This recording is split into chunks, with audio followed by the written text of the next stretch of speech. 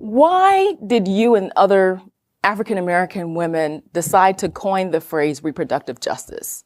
Could you provide a little bit of historical context for that?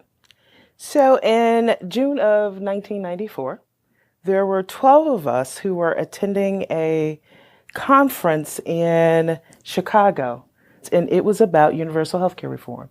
It was during the Clinton administration, and we were the only 12 Black women at this conference. Mm-hmm.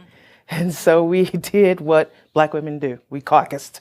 And so we got in, I believe it was Loretta Ross's hotel room. And we talked about what would healthcare, true healthcare, look like for women of color, specifically for Black women. What were our unique health needs?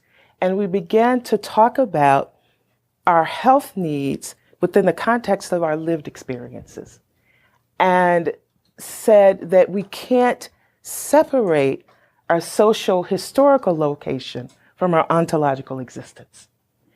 And that is how reproductive justice got birthed.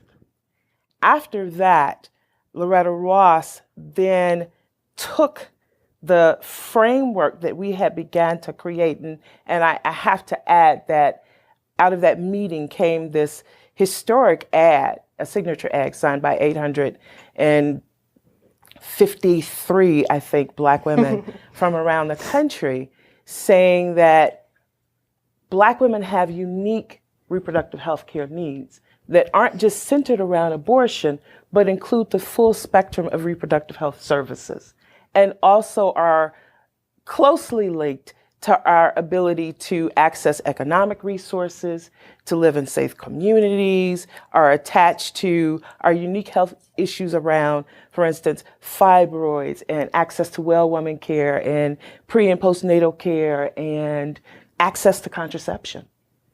And so these 853 Black women signed on to this signature ad, and it was published in Politico and the Washington Post. And after that, Loretta kind of spearheaded the charge of further fleshing out the reproductive justice framework. And so literally taking Black feminist theory, merging it with the human rights framework, and applying it to reproductive politics. And at the heart of reproductive justice is this intersectional analysis that says we cannot separate women's lived experiences. We cannot separate issues of race, class, gender, age, ability, sexual orientation from the other pieces of women's lives, that we have to look at the totality. And so RJ, as we affectionately call it, rests upon the three pillars, one being that every woman has a right to have children and the right to determine the way and method in which she will have children, a right to not have children, and a right to access the birth control methods to help her to be able to control her fertility, and the right to raise her children in healthy and safe environments without fear of violence from individuals or from state and governmental actors. And so in a sense saying, it's not just about bringing children into the world. They have to do more than survive. They have to thrive and flourish. So that's RJ in a nutshell. That's very important. And the intersectionality is very important because women are not one-dimensional. Absolutely. So I want to shift a bit to theology. Oftentimes we find that there are conservatives who will raise a few biblical passages, primarily from the book of Jeremiah and Job, about reproductive health care and what should be available to women and what should not be available to women. And as we all know, Katie and Toni, the Bible has very little to say about abortion. And so I would love if you, Toni, first starting, would talk a little bit about your theology and what in your faith fuels your work on RJ issues. So I started working on RJ issues as a grassroots activist, but also as a woman of faith who had a different understanding of what the canonical text said. My understanding actually, and now being a trained theoethicist, is that the Bible doesn't say anything about abortion. Doesn't say anything specific about abortion, in fact. And the interpretations that we are hearing in the public square by those who are anti-choice and anti-abortion are based upon human interpretation. But when you look at what the canonical text says in the Christian tradition, you have to look at what was the historical perspective?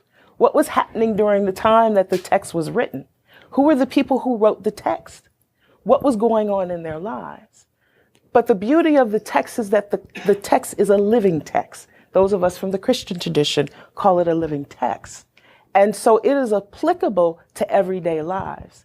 And so as someone who applies a womanist theoethical lens to the text and to my understanding of reproductive justice, I understand that my Christian tradition is grounded in a code of love, that it is really a religion of Jesus, right? And that Jesus walked amongst the disinherited. Jesus was poor. Jesus ministered to those who were dispossessed and who had their backs up against the wall and who lacked access to health care. And so that is how I approach my work as a womanist theoethicist, that in fact I've got to consider women's access to economic resources or lack thereof. I've got to understand that certain populations of women in this country have been dehumanized and their bodies have been policed by the state and continue to be policed by the state, and that their fertility has been controlled according to whatever the economic goals have been of this country at any given time. And so I apply that lens as well as a lens that says all women, all human beings have the moral capacity and the moral authority to make decisions about their bodies, their autonomy, and that has been given to us by the Creator, as well as free will to make those decisions. And that at the end of the day, we're all looking for, what does the good life look like? What ought we to do? What ought we not to do? And we all have our internal moral codes or value systems, and that those should not be legislated.